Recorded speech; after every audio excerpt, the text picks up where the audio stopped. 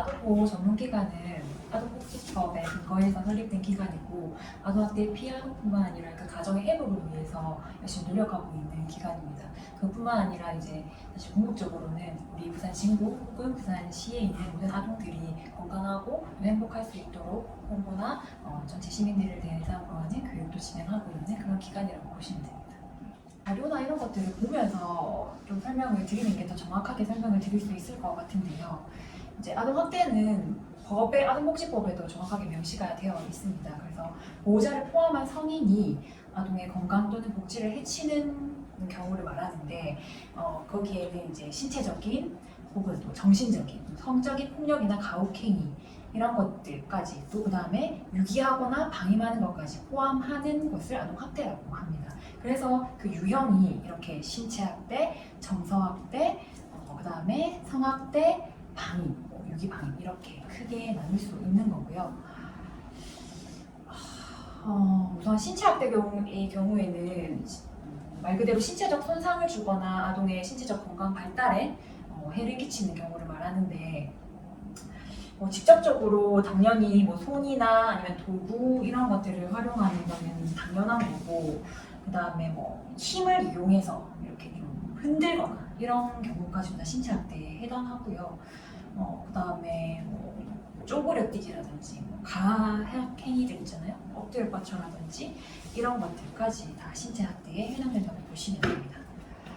다음으로 정서학대의 경우에는 대부분 사람들이 조금 잘 모르는 경우가 있는데 기본적으로 언어폭력, 그다음에 잠을 일부러 재우지 않는 행위들, 그다음에 옷이나 이런 것들을 다 벗겨가지고 일부러 보내는 행위들 이런 것들이 다 해당되고 특히 요즘 저희 부산 친구 내에서는 부부간의 다툼, 폭력, 부부간의 폭력 이런 것들에 노출되는 사례들이 굉장히 많거든요. 이런 것까지 정서학대에 해당된다고 보시면 됩니다. 성학대 같은 경우에는 그 성인들이 자신의 성적 어떤 만족을 위해서 아동을 이용하거나 하는 것들을 다 성학대라고 하는데 유사성행위나 아니면 성적으로 추행하는 것들, 그 다음에 음란물 노출하는 것까지 다 해당된다고 보시면 됩니다. 그 다음에 유기나 방임은 말 그대로 아동을 보호하지 않고 버리는 행위를 말하고 방임 같은 경우에는 보호를 소홀히 하는 경우 그래서 방임도 아이한테는 굉장히 악영향을 미친다고 보시면 될 것 같습니다. 금방 이야기했던 것처럼 신체학대라든지 이런 부분들은 신체적 물리적인 행위가 가해진 부분들인데 고의성이 있어야 됩니다. 이게 모든 학대에는 고의성이 있어야 되는 거고 실수로 의한 부분들은 학대가 아닙니다. 그건 실수는 부분이고 그리고 내가 이 행위를 통해서 상대방에게 아픔을 준다든지 이런 부분에 대한 부분들이 신체 학대라고 보면 되고 정서학대는 아이들끼리 서로 비교한다든지 차별한다든지 이런 부분들도 전부 다 정서학대입니다. 그래서 어떻게 보면 정서학대에 대한 판단 기준 자체가 어떻게 보면 좀 모호할 수도 있는데 상대방이 이 부분에 대해서 어떻게 느꼈느냐에 따라서 이게 학대가 될 수도 있고 안 될 수도 있어요. 그래서 거의 대부분의 학대 판단들은 아이들의 입장을 기준으로 해서 학대로 판단되는 경우가 많이 있습니다. 근데 부모님들은 아동학대에 대해서 인지를 잘 못하고 있죠. 아동학대 예방 교육을 받았던 것도 아니고 잘 모르고 있는데 아이들은 매년 학교에서 1년에 한 번씩 아동학대 예방 교육을 들어요. 그렇다 보니까 이게 아동학대다, 이게 아니다 알기 때문에 아이들이 신고한 경우도 생각보다 많이 있어요. 그래서 정서학대가 비중이 굉장히 많이 늘어나고 있고 이게 통계에 의하면 신체학대, 정서학대, 성학대, 방임 이런 부분들을 보면 이게 2022년 전국 아동학대 주요 통계인데 신체학대 17%, 정서학대가 38%예요. 성학대가 2%, 방임이 7%, 그 외에는 중고학대입니다. 신체와 정서 섞인 거죠. 근데 여기서 거의 대부분이 정서학대가 대부분이 많이 포함됐어요. 근데 저희가 사례 관리를 하면서 이제 좀 많이 어려운 대상자분들은 신체학대보다 정서학대나 방임이에요. 신체학대는 자기가 때렸다는 부분들에 대해서는 아동학대가 뭔지는 몰라도 때렸다는 부분에 대해서는 잘못했다는 인식을 가지고 있으나 정서학대라든지 이런 부분들은 내가 내 아이를 키우면서 공부해라고 똑바로 자라라고 훈육을 했는데 이게 왜 학대냐 이렇기 때문에 아동학대에 대해 인식을 잘 안 하는 부분이 많이 있어요. 그래서 정서학대가 생각보다 많이 어렵고 그에 대한 개입 자체가 많이 어렵고 대상자들도 거부를 많이 하고 저항을 많이 하는 그런 특성들을 갖고 있습니다. 그러면 어떤 상황에서 신고를 해야 될까요? 저희가 답을 드리는 것보다 여러분이 생각하는 게 더 중요하다고 저는 생각하는데 잘 모르겠죠? 어떤 경우에는 이게 진짜 학대가 명확한 부분에 있어서만 신고를 해야 된다고 생각을 해요. 그게 아니고 신고가 의심되는 상황에서 신고하는 겁니다. 신고가 됐다고 해서 전부 다 학대로 판단되는 건 아니거든요. 그래서 이게 진짜 학대인지 아닌지 알 수가 없잖아요. 지나가는 길에 보니까 엄마하고 아이가 있는데 아이가 울고 있고 엄마는 목소리가 높아요. 그게 계속 반복되고 있고 애가 계속 그러면서 엄마도 한 대씩 때리는 것 같기도 하고 어떤 상황인지 모르겠지만 학대 의심되는 상황이죠. 이럴 경우는 신고하는 거예요. 그래서 명확한 학대가 있는지 아닌지는 그 후에 신고를 통해서 조사를 해봐야지만 알 수가 있습니다. 그래서 학대 신고는 분명한 어떤 행위가 발생하긴 했지만 그게 학대와 비슷하다고 판단될 때 신고하는 겁니다. 그 판단은 지자체라든지 경찰에서 하는 겁니다. 지자체에서 그냥 판단합니다.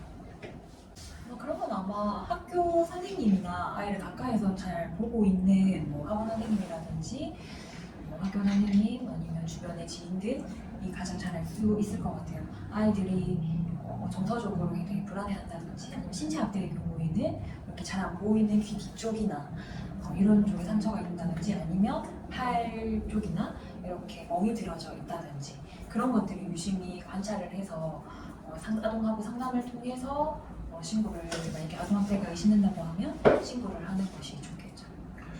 통계하면 가정에서 발생하는 비율이 81%예요. 가정에서 발생하는 비율이 81%가 가정에서 발생하고 있고 부모에 의한 학대가 이게 82%입니다.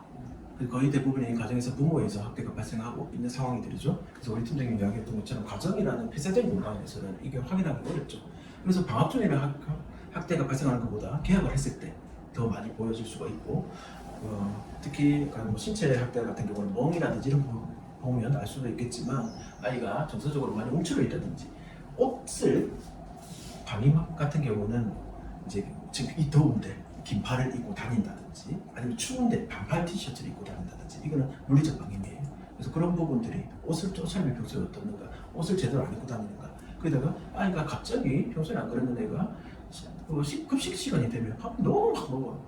집에서 못 먹어서 그럴 수도 있겠죠. 그런 증후들이 일반적이지 않은 증후들이 포착됐을 때 우리는 학교에도 다 상담 선생님들이 있어요. 그래서 선생님이 아이하고 상담을 해보죠. 그래서 어떤 이상이 있으면 신고가 되고.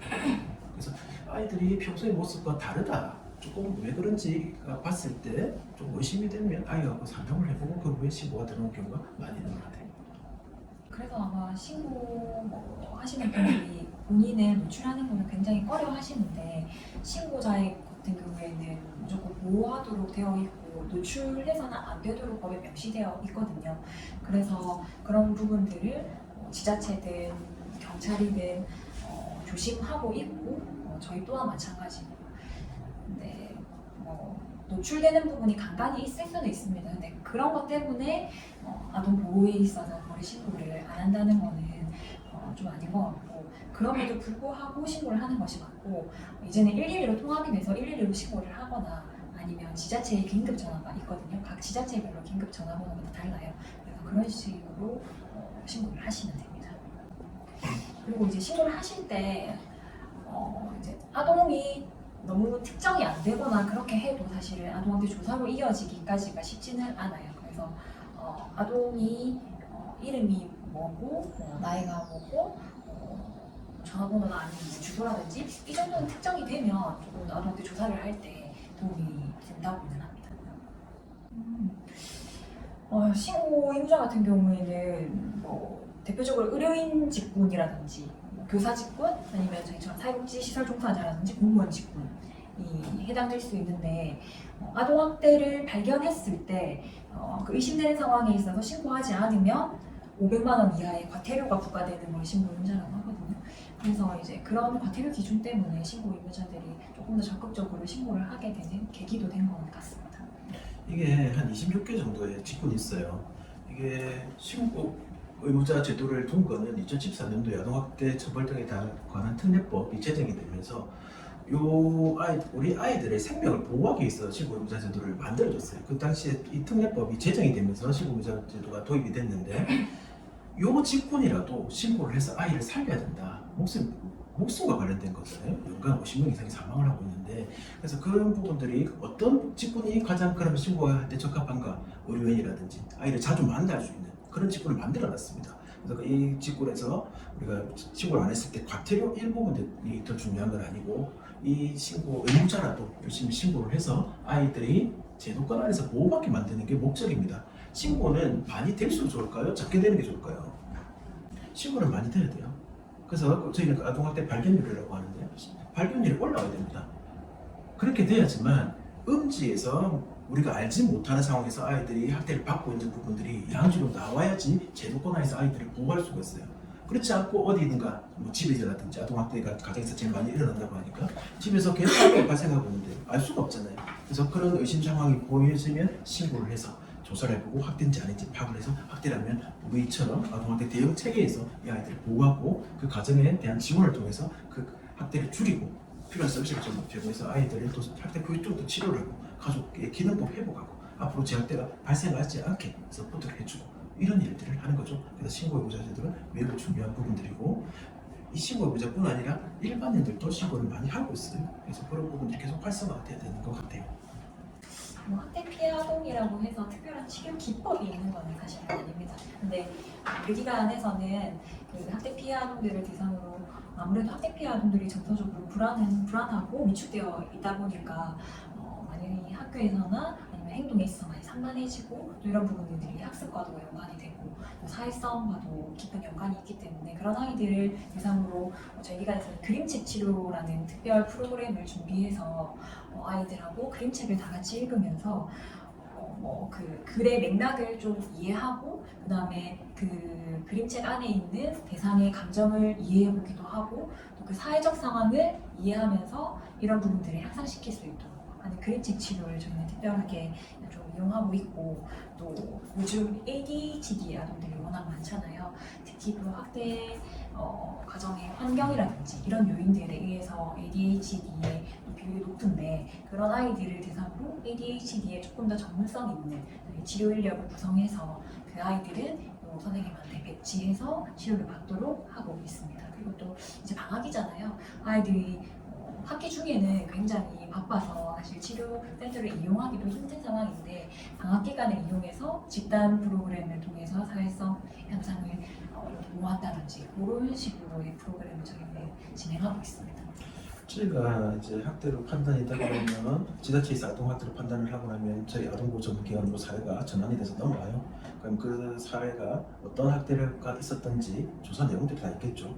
그걸 검토해서 저희가 대상자 가족에 전화를 하고 면접을 합니다. 조기 면담하고 사정도 하게 되겠죠. 그때 대상자들하고 대상자의 욕구가 어떻는지 파악을 해서 이 아이가 진짜 필요한 서비스가 뭔가 학대 후유증이 있는지 없는지를 먼저 체크를 해야 되겠죠. 그래서 학대 후유증이 있다면 일반적인 것보다 심각하다고 하면 종합심리검사를 합니다. 풀배터리 검사. 그래서 정확한 진단이 나와야지만 거기에 맞춰서 치료 계획을 수립할 수가 있어요. 그래서 종합심리검사를 하고 거기에 맞춰서 심리치료가 필요한 경우가 있을 거고 어떤 아이들은 병원 치료가 필요한 경우가 있어요. 그래서 약물 치료가 필요한 경우도 있고 어떤 아이들은 언어 발달이라든지 이게 지연되어 있다면 언어 치료가 필요할 거고 근데 연령대가 너무 오래되면 놀이 치료라든지 음악 치료, 미술 치료가 필요할 거고 그래서 우리가 학교에서 배웠듯이 다 다릅니다. 개별적으로 접근을 해야 되는 거고 거기에 맞춰서 접근을 하는 겁니다.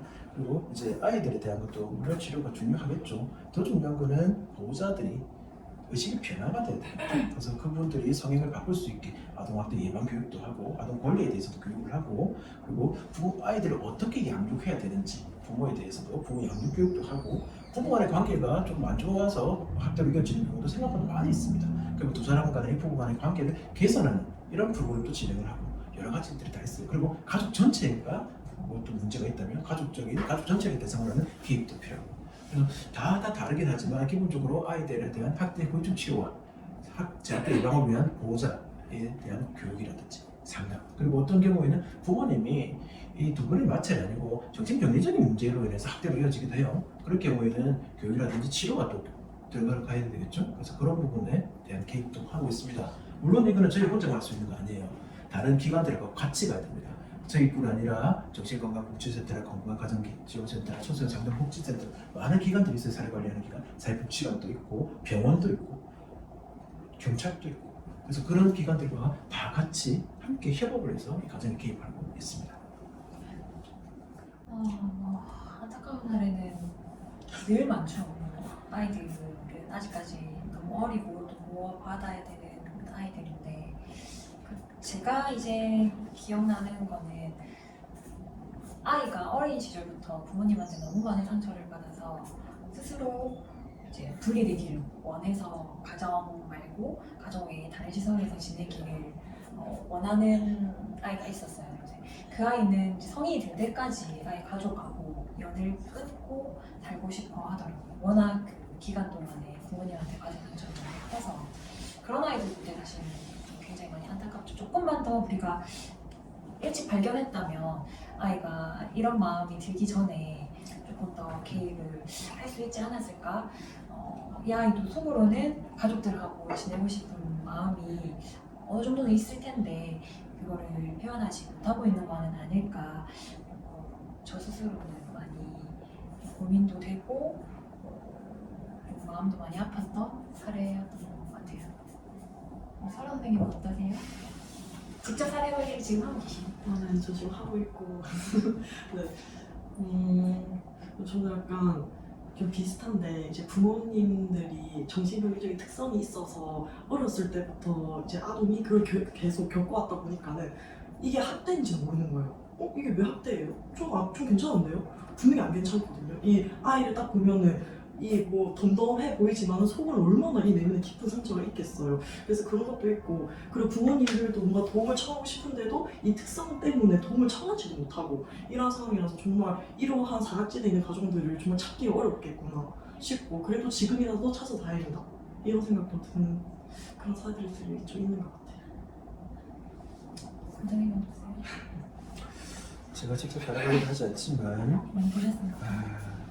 이거는 안타까웠다가 뒤에는 좀 좋아졌던 케이스인데 제가 개관식 때 제가 이 사례를 소개를 했던 사례인데 엄마, 아빠, 자녀들이 동반 자살을 시도했어요. 그 메타가스, 그 방개탄 자살 시도를 했는데 당연히 다 죽지는 않았습니다. 그런데 아버지는 구속이 됐고 아이는 시설로 조치가 됐고 엄마는 이제 접근금지 이렇게 됐고, 그래서 어떻게든 이 과정을 회복을 시켜야 되고 아이에 대해서 물질도 치료해야 되지만 아빠는 수감된 상태니까 엄마에 대해서 어떻게든 삶의 의욕을 정진시켜야 되겠다. 그래야지 같이 살 수가 있고 가정이 회복될 수 있겠다 싶어가지고 이 과정에 또 엄마는 이제 법원에서 1년짜리 상담 위탁이라고 모처분을 받았어요. 그래서 저희가 그 당시에 대학 교수님 중에 좀 상담을 잘하시는 분을 조금 컨택을 해서 1년 동안 상담을 진행했습니다. 그러면서 그 어머니가 많이 좋아지셨고 그 후에 어머니가 이제 다른 집으로 이사를 가면서 좀 괜찮아져서 아이도 가정을 복귀하게 됐는데 그때 어머니가 저희한테 했던 말이 있어요. 정말 삶을 이제 끝내려고 했던 분이잖아요. 그런데 이 교수님들 만났고 그리고 저희 기관을 만나서 앞으로 살아야 되겠다는 의지가 생겼답니다. 그래서 그동안 자기들을 도와줘서 우리 아이를 보살펴줘서 너무 감사하다 이런 이야기 해주시더라고요. 이게 그 당시에 발견이 안 됐다면 다 사망을 했을 거고, 그 다음에 제대로 개입이 안 됐다면 아이는 계속해서 시설에서 자랐겠죠. 성인 될 때까지. 엄마는 그때 다시 또 자살 시도를 했을지 어떻겠지 모르겠지만 그분이 1년 좀 더 지난 시간 동안 상담받고 생각을 변화를 시켜가지고 다시 삶의 의욕을 생겼다는 그 자체가 정말 중요했던 것 같고, 그런 피드백을 저희가 또 대학 교수님한테 있잖아요 들었더니 너무 또 기뻐하시더라고요. 그런 거 볼 때 저희가 하는 일이 너무 가치 있고 중요한 일이다 라는 생각도 많이 들고, 이 당시 아이가 초등학생이었던 것 같은데 그때 사망을 했으면 어땠을까, 어떻게 됐을까 하는 생각. 그래서 그때 이 케이스를 생각하면 우리가 정말 중요한 일을 하고 있다는 것들을 많이 느낄 수 있는 그런 것 같아요. 저희 기관이 작년 8월 1일 날 문을 열었습니다. 딱 1년 됐습니다. 부산에는 지금 저희뿐 아니라 저희는 이제 부산 진구만 해도 장가고 있는데 동구, 서구, 남부 아보전이 있어요 또. 그래서 저희하고 지금 사회 관리를 하는 아동보전도 한 4개소가 있는데 이제 지난 1년 동안 저희는 이제 부산 진구에 있는 학대 피해 아동 가정을 위해서 열심히 노력했죠. 우리 직원들도 그동안 업을 교육도 받고 훈련도 하면서 많이 향상됐는데 아동보호전기관 업무를 잘하고 싶고 이렇게 하기 위해서는 우리도 중요하지만 일반 시민들의 많은 관심과 격려가 필요한 것 같아요. 그런데 저희가 최선을 다해서 하지만 결국 어떨 경우에는 아까 이야기했던 것처럼 안 좋은 피드백을 받는 경우도 생각보다 많이 있습니다. 잘 모르면서 이야기하는 것들, 특히 인터넷으로 통해서 아동보호 전문가 상담원들은 뭐 납치범이고 뭐고 이렇게 올리는 경우가 있어요. 아이가 정말 필요해서 그 과정에서 보호할 수 없는 상황이기 때문에 저희는 어쩔 수 없이 아이의 안전을 위해서 보호 조치를 하면서 분리를 하는데 저희도 분리를 원하지 않아요. 근데 분리를 할 수밖에 없는 상황에서 분리를 했는데 그 기사라든지 댓글에는 아동보호전문가 상담원들이 납치범이라서 그 보육시설로부터 양육시설로부터 어떤 금품을 더 받기 때문에 인센티브를 받기 때문에 한 명당 얼마를 받기 때문에 우리가 아이를 시설로 보낸다. 다 거짓말이거든요. 우리가 보내면 더 일이 많아져요. 그렇지만 아이들 안전을 위해서 우리가 하는 건데 잘못되고 왜곡된 정보들이 인터넷이라든지 이런 데 너무 많이 돌고 있다 보니까 그런 부분들이 우리 상담원이라든지 우리 종사자들의 기원을 많이 떨어뜨리는 그런 부분들이 많아요. 지금 현재 전국에 한 93개 정도의 아동보호 전문기관이 있습니다. 이런 부분들은 모든 아동보호 전문가에서 다 같이 느끼고 있는 어려움들이고 최선을 다하면 거기에 대해서 조금은 지지와 칭찬이라든지 격려라도 해주면 참 좋겠는데 이게 반대로 가고 있어서 종사자들이 힘이 많이 빠지는 경우가 좀 있어요.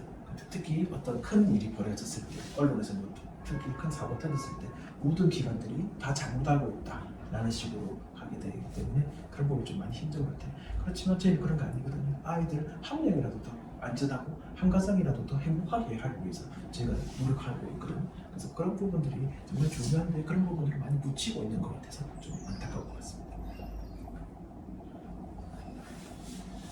끝났나요? 끕시다.